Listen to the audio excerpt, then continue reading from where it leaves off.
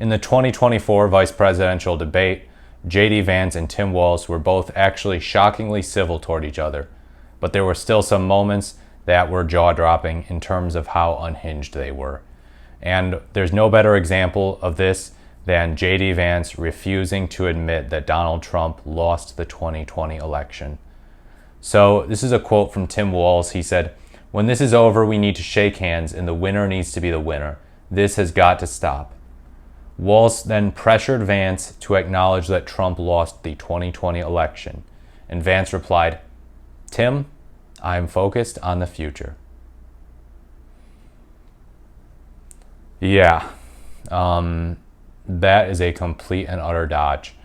Vance again used his time to present a revisionist version of Trump's actions on January 6, 2021. He then complained about censorship. He talked about the Kamala Harris administration supposedly engaging in censorship. He bemoaned that. Even if I grant his point that the Biden-Harris administration has engaged in censorship, which I think in some ways they have, they've not been perfect on the First Amendment, that's for darn sure. He totally dodged the question. And we could focus on the future more. You and Tim Walz could during that debate if the guy at the top of your ticket weren't so obsessed with the past.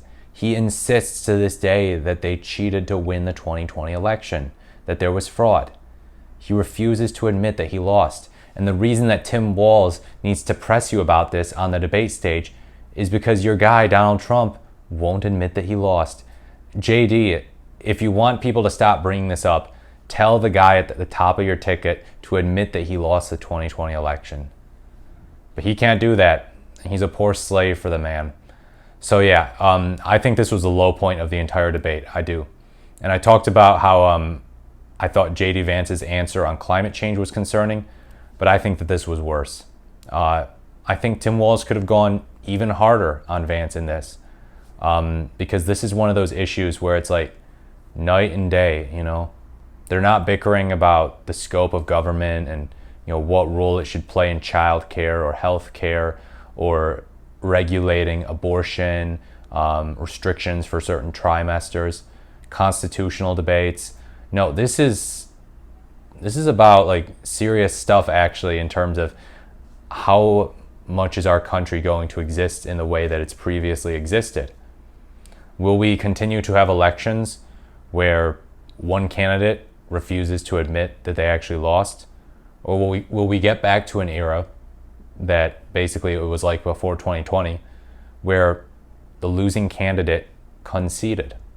And even just conceding but doing so bitterly is a far cry from throwing a temper tantrum and continuing to say the election was rigged. I get that Hillary Clinton was really upset that she lost, that she called Trump an illegitimate president.